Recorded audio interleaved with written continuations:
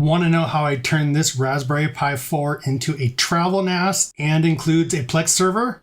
Stick around. All right, everybody, welcome back to the channel. My name is Havoc. As I said in the intro, I'm going to take this Raspberry Pi 4 and turn it into a travel NAS. Now, the reason I'm doing this is I traveled to gaming conventions like PAX and TwitchCon, and I realized on my GoPro, when I take my videos and pictures, I never back those up.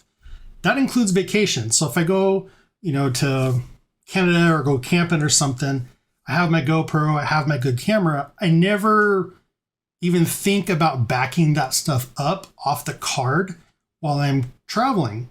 And traditionally, SD cards, micro SD cards, etc., are not very reliable.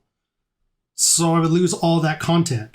And that got me thinking, how can I have something easy that I can back my data up to, like end of the day in the hotel room, busy day at TwitchCon, a lot of video, etc., bring out the laptop.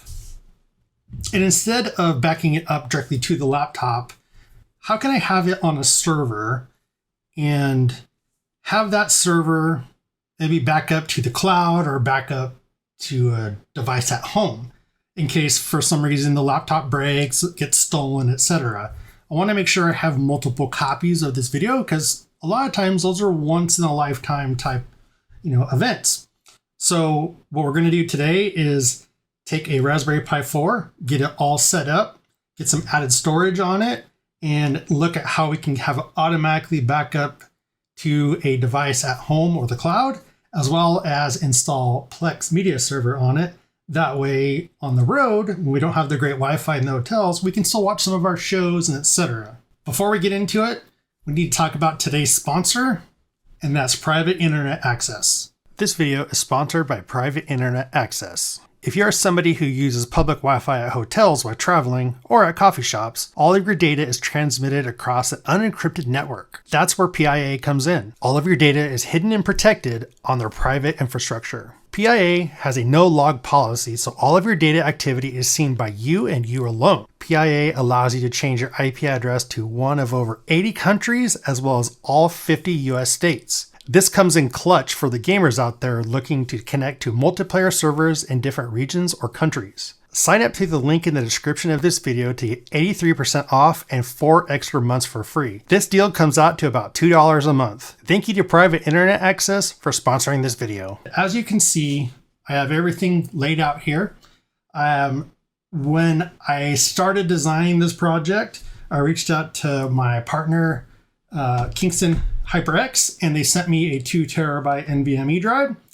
Well, the problem is, and I didn't realize it at the time, this case that I bought and I've had for quite a while for the Raspberry Pi doesn't take NVMe, it only takes SSD. Kingston HyperX, I really super appreciate you sending this along. I am going to use it. I have a part on order for this guy that'll allow me to actually use this drive. So really do appreciate your support on that. We'll set it aside here. Here's what you're going to need. You're going to need Raspberry Pi 4. I already installed it in the case. The case, if you need to install a video, let me know, but there is a Raspberry Pi 4 in here. This is the Raspberry Pi 4 Argon 1, I believe, case. And it does have it's the Argon 1 M.2. You can kind of see it there. It comes with this USB to USB connector. We will be using that. We'll need a screwdriver to take the screws out. Here I have a 256 gig SSD. It is not an NVMe drive. So we also need a way to install Raspberry Pi OS to this guy. Here I have this cool device where I can stick this drive into it and we can flash the Raspberry Pi OS to it. This also lets you do NVMe drives, a whole plethora. So I'll leave a link in the description to all of this below. This thing is clutch. Now, quick note here. What you can do if you have a USB extension cable, this might work. Your mileage may vary, as they say. You can actually put the drive in here. We're not going to do that in this right yet. You can pop this guy in. I don't suggest you do this, but I have tested it and it works. And you see how we now have that connector there. You might be able to slip your USB-A extension cable on there and then plug it directly into your computer. Your computer might recognize the drive. Don't suggest doing that. I tried it a couple times. It took me a while to find a cable that worked, and it just seems super sketch. So definitely take a look at this guy here. Again, link in the description below. I'll show you why I like it as well. It's USB-C, and it comes with a USB-C to C cable and a C to A cable. But really cool is it's push button here. So if I push the button, pops out. Comes out. Slide your drive in there. Pop it down. And then what you do is you take the button part, line it up with the arrow, slide it in, clicks in. Now you got yourself a nice little storage device. I have an extra NVMe drive. I think it's like a 500 gig. I keep it in here, and that's what I put all my Linux and other home server ISOs kind of store on here. That way I don't take up storage space on my home server. So let me get this plugged in the computer, and we will switch over to the scene and we'll get Raspberry Pi OS installed on this drive. Okay, we're over here at the computer, and for this we will need the Raspberry Pi Imager. I'll put a link in the description below where you can get that. Once we launch the Raspberry Pi Imager, we need to choose the device. So for our case, we have the Raspberry Pi 4. Choose whatever Raspberry Pi device you have.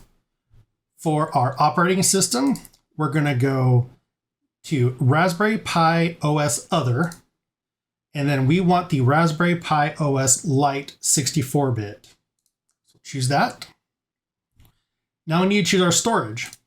And for this example, we have our E drive, which mounted. It's a 256 gig drive. We'll choose that. Once we have our Pi device selected, our operating system and the storage drive, we'll hit next. It says, do you want to apply customized settings? We definitely do. So we'll edit. Here we'll set the host name. This is what you want to call it, or what do you want it to, the name to be on your network. So I'll call it Travel NAS. We want to set your username and password. We'll set this because we do want to SSH into the device. So super secret password. And then we want to configure a wireless LAN. If you do, you do it here. Once you're done with the settings there, click on services. And then we want to make sure we enable SSH and use password authentication. Options, you can click any of those you want. I'm going to leave them. Let's save. And it says customize them. Yes, we want to write those custom settings to the drive, letting us know all data on the drive is going to be erased. Yes, there we go. It's now writing the Raspberry Pi OS to the drive. And there we go. We have now installed Raspberry Pi OS to that SSD. Let me get the drive out. We'll come back over to the Raspberry Pi. We'll get it installed. Okay, we're back over here. We have our drive, Raspberry Pi. We'll pop our drive out. I tell you, this thing is super nice. Pop my NVMe in there a little bit later. Take out those 4 screws. That'll allow you to get the top off the base. Then you're going to see where the drive goes right there. There's a screw you need to remove right there. I've already removed mine. We'll put the drive in. Push it down slightly. Don't push it too hard because there is a little gold kind of stand in there. You can push it down underneath the stand. I accidentally did that, and I had to go get a pair of needle nose to unscrew that part. So now we're going to take the little screw. And you're not going to be able to see this on the camera very well, but you know how to install a drive here. This is super simple. Anybody can do it. Screw that in there. And now our drive is in there nice and secure. 256 gigs storage on our Raspberry Pi. Now put it back together. Just slips right on there. Now what we'll do is we'll put the screws back in the bottom. Now that we have all nice and secured, install the USB little connector here. And what this does is it takes the daughter board or the board down here that has the SSD on it, and it connects it to the actual Raspberry Pi through USB 3. We'll plug that in there. And now what we do is plug it into power, and we'll switch over to the gaming PC, and we'll SSH into it and see how to set it up. So what we need to do is you can use the command prompt in Windows. I like to use a program called SolarPutty. I'll leave a link in the description below. And what we want to do is SSH into the actual device. I'll put my address there. I'll hit accept on the certificate. And now we need to log in. And that's the login info you set up back when we wrote the OS to our drive. Remember when we were in the Raspberry Pi Imager? Go ahead and log in. So once we logged into our Raspberry Pi, we need to do some updates to the OS. So the first thing you want to do is sudo apt update. And that's going to update the OS and some other packages in there. It might take a little bit to download some stuff. There, it did it. Now what we want to do is we need to upgrade. And we'll do the same thing, sudo apt upgrade. And here we're going to start doing the upgrade of the OS. It says, do you want to do this? Yes, we want to make sure we're up to date. Now that we have the Raspberry Pi updated, it's time for the secret sauce. We're going to install kind of a cloud OS on top of the Raspberry Pi called Casa OS. So here's Casa OS. You can head over to casaos.io. I'll put a link in the description below.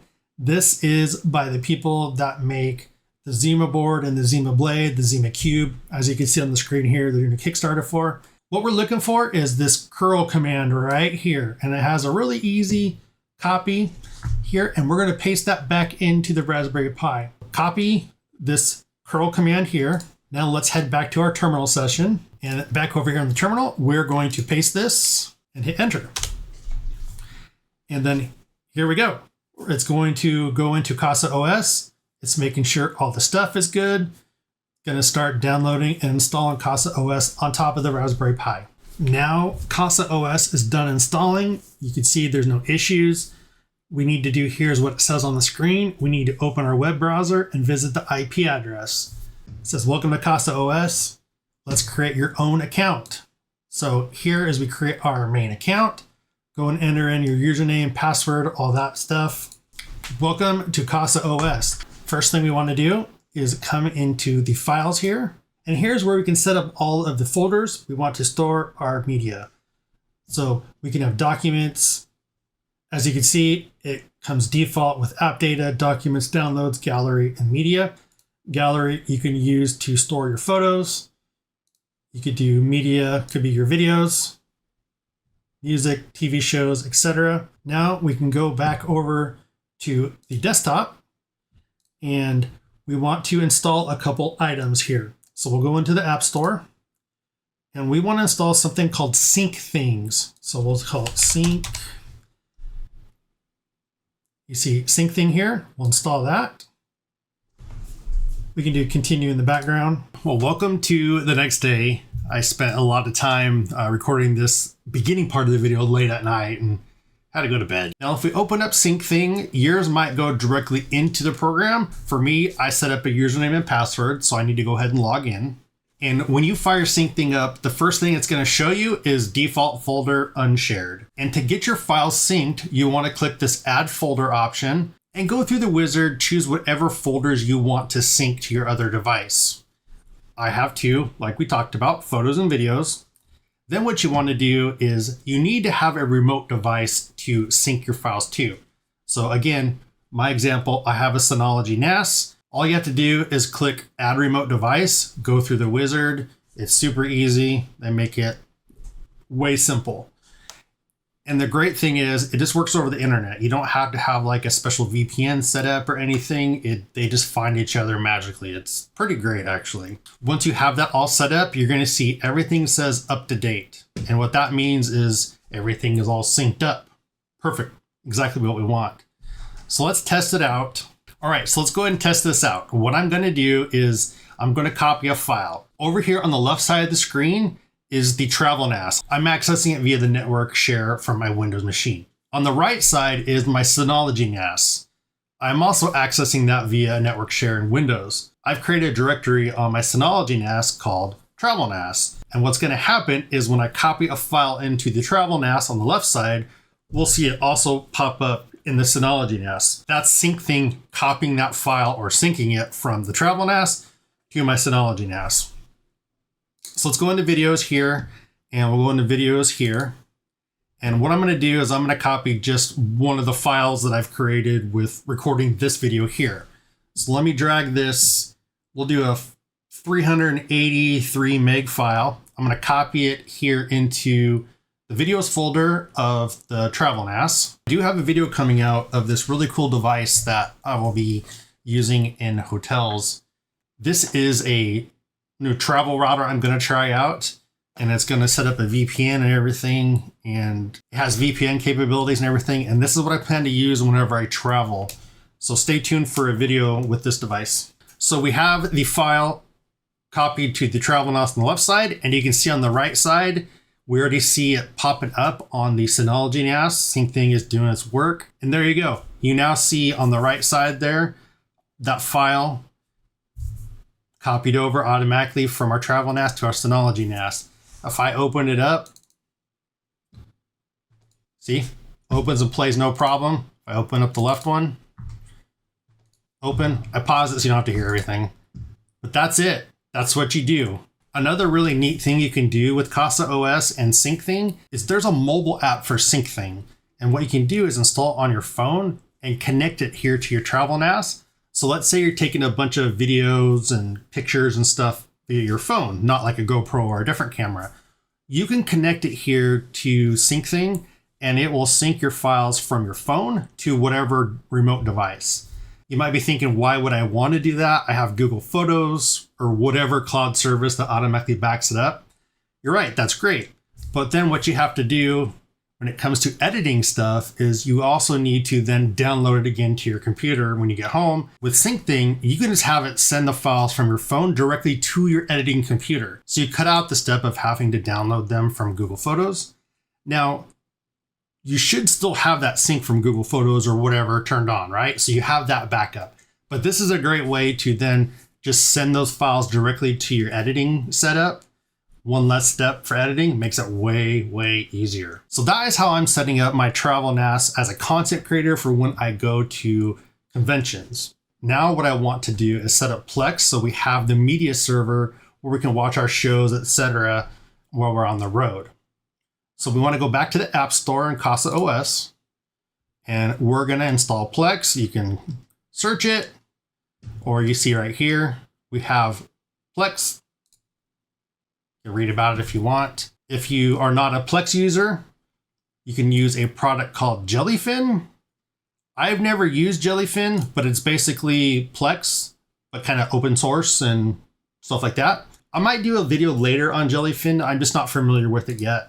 And the reason I use Plex is I have a lifetime license. So it just works well for me, and I can sync it across multiple devices like my travel trailer. So I'm going to go ahead and install. Starting installation, it's going to go download everything and install it. Let's open Plex. Opens up into a new tab. What you want to do is sign in with your Plex account.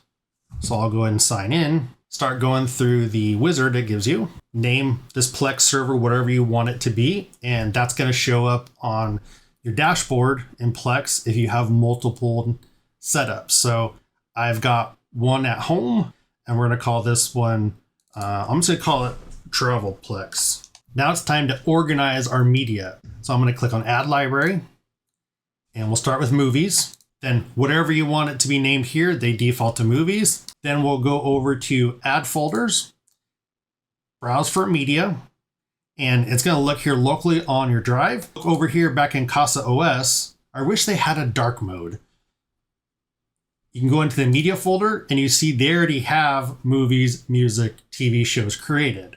So if you wanted to, you can just click media here, and you see movies, music, TV shows. You want to make it easy, you choose movies. We'll hit add, and then we can go over here to advanced, and this is just different settings within Plex. Do whatever you wish with those. I'll add library. And now I'm going to do that also for the music and the TV shows. Now that we have all that set up, we'll go and do next. Then it'll tell you there's apps for different devices, tablet, phone, smart TV, etc. We click done. And here we go. We are in Plex. And then over on other videos, we see Big Buck Bunny. Let's go ahead and play it and see how it runs here. So we're loading.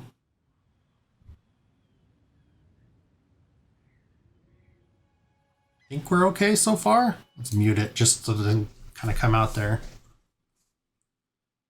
Seems to be running pretty decent so far. We don't have any lag. And this is all off of Raspberry Pi 4. We're running Plex on Casa OS, the file system, on the Raspbian OS.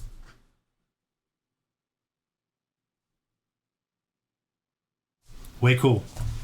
And there you have it. That was a long video. There's a lot of stuff in there, but I think this is going to be great for content creators when it comes to the travel to different conventions. Being able to back up all your video files at the end of the evening and have it replicate to a server at home or a NAS at home, etc., overnight while you're sleeping is going to be pretty clutch. It's not going to only give you a peace of mind that you have a backup of those files, but it's also going to make your editing process a lot easier by canceling out that step where you need to copy the files off of a card or download it from Google Photos. I hope you liked this video. If you have any questions, let me know down in the comments below. And once again, I'll put links to all the stuff we used down in the description below. And until next time, stay safe, have fun, and keep doing good.